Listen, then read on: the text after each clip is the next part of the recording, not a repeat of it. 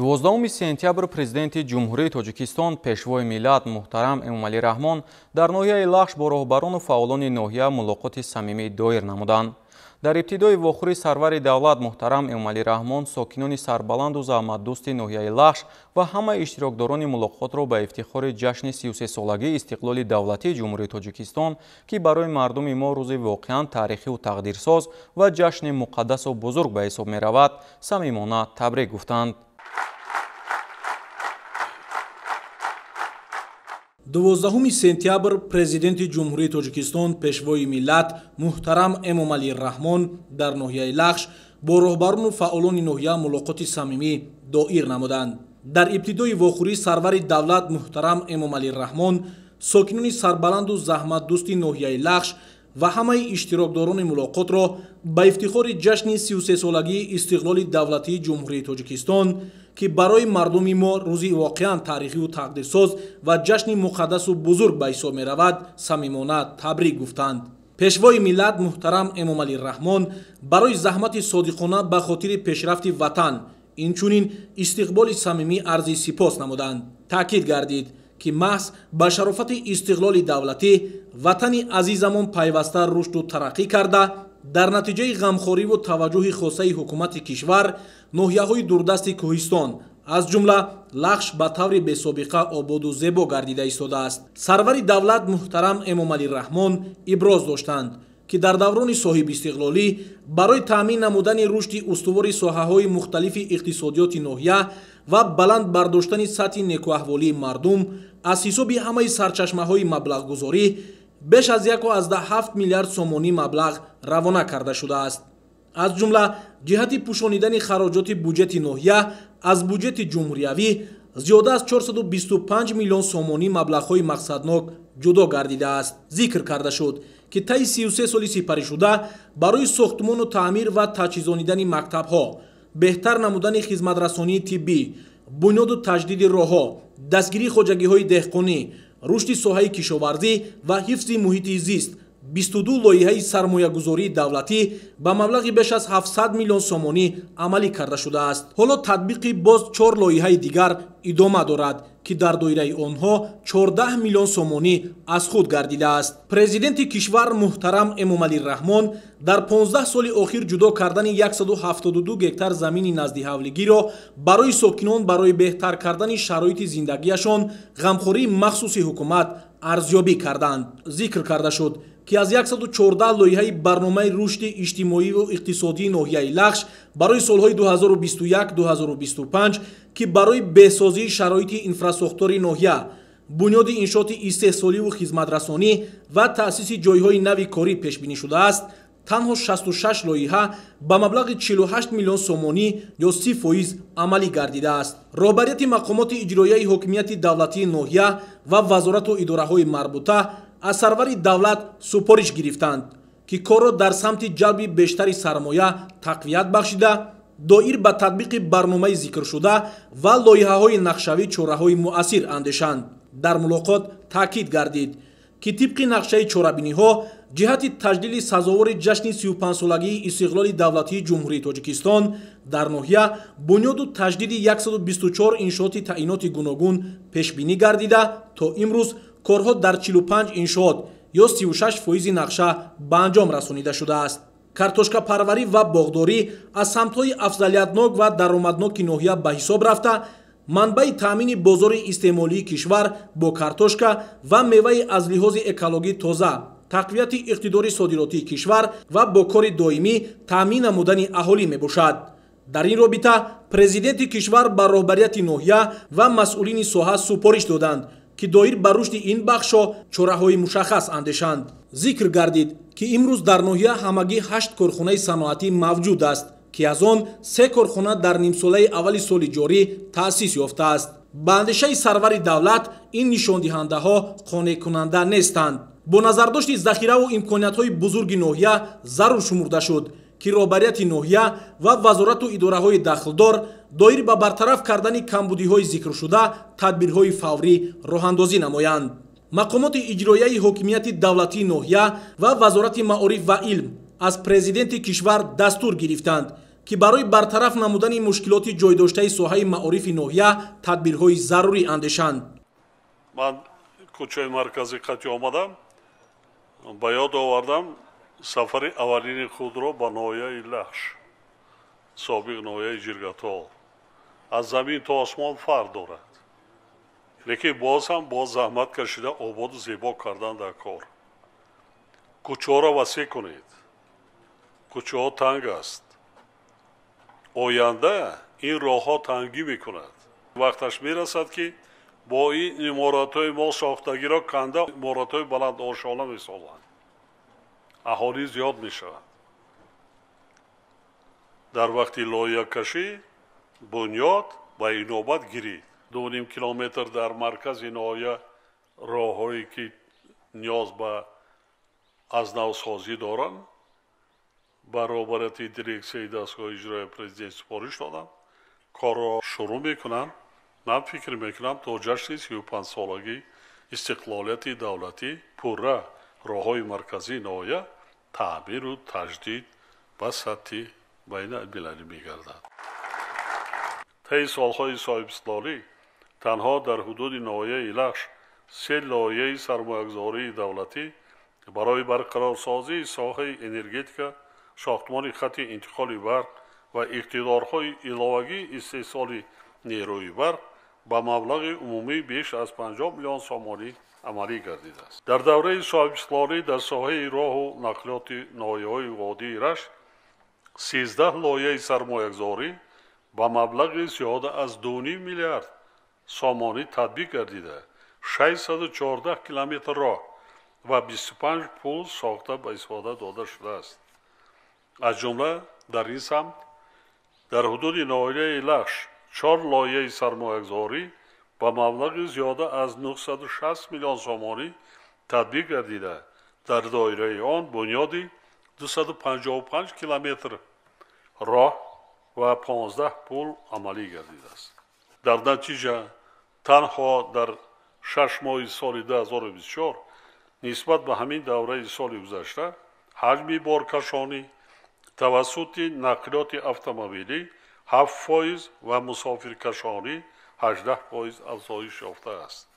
бо мақсади боз ҳам бештар ба шуғл фаро гирифтани сокинон, беҳтар намудани сатҳу сифати зиндагии аҳолӣ ва зиёд кардани истеҳсоли маҳсулоти кишоварзӣ солҳои 1995-1997 аз ҷониби ҳукумати мамлакат барои ташкили хоҷагиҳои ёрирасони шахсӣ ба сокинони ноҳияи лахш 1450 гектар замини корам ҷудо карда шуда буд.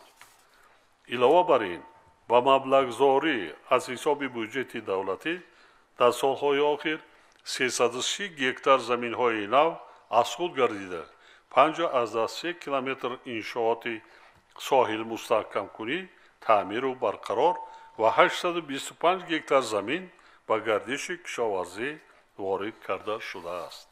соли 2023 ҳаҷми умумии маҳсулоти кишоварзӣ дар ноҳия 435 миллион сомониро ташкил додааст ки нисбат ба давраи аввали соҳибистиқлолии кишвар қариб 3 баробар. аз ҷумла маҳсулоти растанипарварӣ 4,8 баробар ва маҳсулоти чорводорӣ 16% зиёд мебошад. дар 33 соли соҳибистиқлолии кишвар дар ноҳияи лахш майдони кишти картошка 3,5 баробар, сабзавот қариб 5 баробар ва боғҳо қариб 6 баробар зиёд гардидааст. ҳаҷми истеҳсоли картошка дар соли 2023 қариб 100 000 тоннаро ташкил додааст. раиси ноҳия ҳоло дар вақти дидан кардан аз фаъолияти кори хоҷагиҳои картошкапарвар маълумот доданд ки имсол дар ҳудуди ноҳия онче ки мутахассисон ҳисобу китоб карда баромаданд то 140 000 тонн картошка истеҳсол карда мешавад. то замони истиқлолият дар ҳудуди ноҳия ҳамагӣ 1000 чанд гектарда картошка кишт мекардем. қариб 5000 гектар. супориш дода будам ки мо кӯшиш кардаму дар кор дар ноҳия истеҳсоли картошкаро ба 300 000 тонна расонем. барои ин истеҳсол карданаш имконият бениҳоят фаровон аст. аз ҳама муҳимаш шумо дар саргаи оби беҳтарин тоза оли беолоиш қарор доред. дигар ки замин аст. фақат мо бояд аз тухмиҳои аълосифат истифода барем самаронок. каму беш хоҷагиҳои деҳқонӣ ба кишгардонам аҳамият додан дар кор. агар 1 гектар замин дошта бошед, ним гектараша 1 сол барое ки бедаромад дамонӣ як зироат кун ё макадон ё ин ки як чизи дигар, ним гектараша картошка. боз соли дигар ним гектари картошка буда гира вай бикунед, ҳам картошка истеҳсол мекунед, ҳам заминатон кишгардон мешавад, ҳосилнокии картошка баланд мешавад. шумо чорвопарварам ҳастин, асалпарварам ҳастин, боғпарварам ҳастин, меваи шаҳдбор, оби мусаффо, замини ҳосилхез, меваи шаҳдбор, асали шумо дар бозор то 100-150 сомон мерад. сол ба сол ин чиз боло мерад. ҳамин ҷода шумо кор карданатон дар кор. илоҷи дигар нест. мардуми тоҷикистона хирондан дар кор. бо маводи ғизоии худӣ таъмин кардан мунод. дар ҷумҳурӣ беш аз 1 миллион тонна картошка истеҳсол буд. шумо дар ҷумҳурӣ якум будед. ако ҳозо ноҳияи ғончӣ аз шумо гузашт. имсол 260-280 000 тонна истеҳсол мекунад. мо оно вазифа гузоштагем ки бояд то 500 000 тонна истеҳсоли картошкаро мо бояд дар ноҳияи ғончӣ баромонем. вале тибқи таҳлилот дар 33 соли соҳибистиқлолӣ ҳосилнокии зирати картошка дар ноҳия аз 210 то 173 сентнер аз ҳар гектар кам шудааст. дар ин давра чорводорӣ дар ноҳия ба таври назаррас рушд ёфтааст, аммо истеҳсоли гӯшт дар муқоиса бо давраи аввали соҳибистиқлолӣ 27% коҳиш ёфтааст. баробарияти ноҳия ва масъулини соҳа зарур аст ки доир ба ислоҳи вазъи зикр шуда чораҳои мушаххас андешанд. бояд гуфт ки рушди соҳаи саноат дар ноҳияи лахш асосан аз соли 2010 таъмин гардида, соли 2023 ҳаҷми истеҳсоли маҳсулоти саноатӣ 10 миллион сомониро ташкил додааст. корхонаҳои саноатии ноҳия дар нимсолаи аввали соли ҷорӣ ба маблағи 4,4 миллион сомонӣ маҳсулот истеҳсол карданд ки нисбат ба ҳамин давраи соли гузашта 8% зиёд мебошад. истеҳсоли либоси мактабӣ дар ноҳия дар сатҳи зарурӣ баро монда нашуда, сатҳи таъминнокии он аз ҳисоби истеҳсоли худӣ дар нимсолаи аввали соли ҷорӣ ҳамагӣ 7%-ро ташкил додааст. ин дар ҳолест ки бо ташкили коргоҳҳои дузандагӣ ҳам хонандагони мактабҳои ноҳияро бо либосҳои мактабӣ таъмин намудан ва ҳам барои занону духтарони хонашин садҳо ҷойи корӣ муҳайё кардан мумкин аст. дар даврони соҳибистиқлолӣ дар ноҳияи лахш 38 бинои нави таълимӣ барои беш аз 8000 хонанда бунёд шудааст. қобили зикр аст ки дар бунёду аз навсозии муассисаҳои таълимӣ дар баробари дастгириҳои пайвастаи ҳукумати мамлакат саҳми сокинони боланги номус ва маорифпарвари ноҳияи лахш низ назаррас мебошад. дар замони соҳибистиқлолии кишвар 735 нафар хатмкардагони муассисаҳои таҳсилоти умумии ноҳия аз ҷумла 25 нафар дар соли 2024 тибқи квотаи президентӣ дар мактабҳои олии кишвар ба таҳсил фаро гирифта шуданд.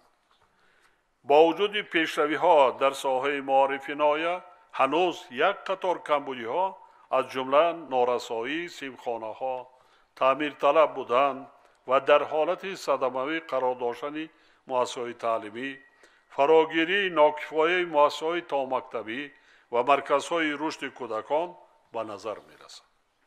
дар ноҳия 8 муассисаи таълимӣ таъмирталаб буда, 4 муассиса дар ҳолати садамавӣ қарор дорад. фарогирии кӯдакон ба муассисаҳои томактабӣ ва марказҳои инкишофи кӯдакон ҳамагӣ 11,5%-ро ташкил медиҳад ки андешидани тадбирҳои иловагиро тақозо менамояд.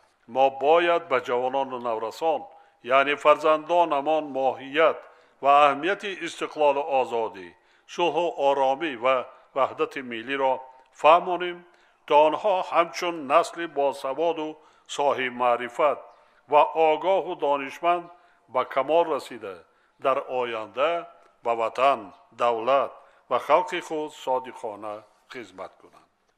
баъди суханронии пешвои миллат муҳтарам эмомалирраҳмон як гурӯҳ сокинони ноҳия намояндагони касбу кори гуногун суханронӣ намуда ба суоли дархост ва пешниҳодҳои худ посухҳои мушаххас гирифтанд.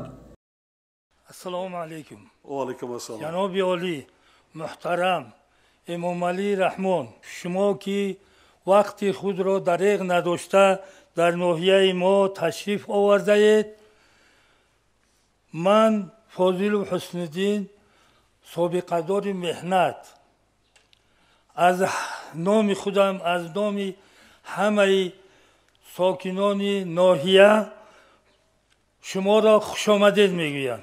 سلامت باشید. سلامت باشید. جناب عالی، ما در 2010 سال در همون سال از شرافت قدم مبارک شما بسیار حاصل خوب گرفته بودیم. یگان و خیلی حاصل که در این است، همون سال شما مصلحت داده بودیم موشینگ بکنه، لوبیاگی.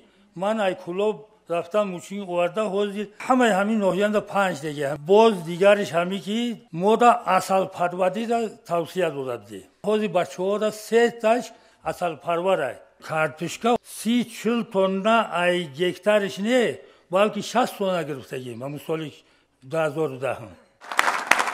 احسن. من رفتم سر زمین امریکاست، تنه کوه است. ریزه سنگا که با کوی بلند میریزن، شمال در نتیجه مرور زمان خیلی شوخ جای وای شده است. همون که زمین گرفته کیش کرده است، بعد رفتیم ما روی زمینش رفت، تنه کوده چیه؟ هموری در زمین نیست، تنه کوده. بعد آسا رفتیم آب مانده است، زمین ها کشته کارتوشکا همون دوره بود که ولی نرسیده بود. درون سنگا دا آب رفته از جویکای کارتوشکا دا نگاه میکنید در زیر سنگا لنده های کارتوشکا صبح سرخ در همین درون سنگ. مثلا تخمی ها دا کار کردن در کار، شما دیقانی هستین با این علما هم همینجا کار کرده ایست، ما تخمی های اعلی صفت نوری های مینرالی نوعیه را داده ایستیم. احسن. سلامت باشید. خار را گلزار کردی زنده باش، مشت را خیروان کردی زنده باش، خواب را بیدار کردی زنده باش. با تو می نازد وطن، با تو می نازد وطن. تو خزان را نوبهار آموختی، مزدمندی را وقار آموختی، نابراری را برار آموختی.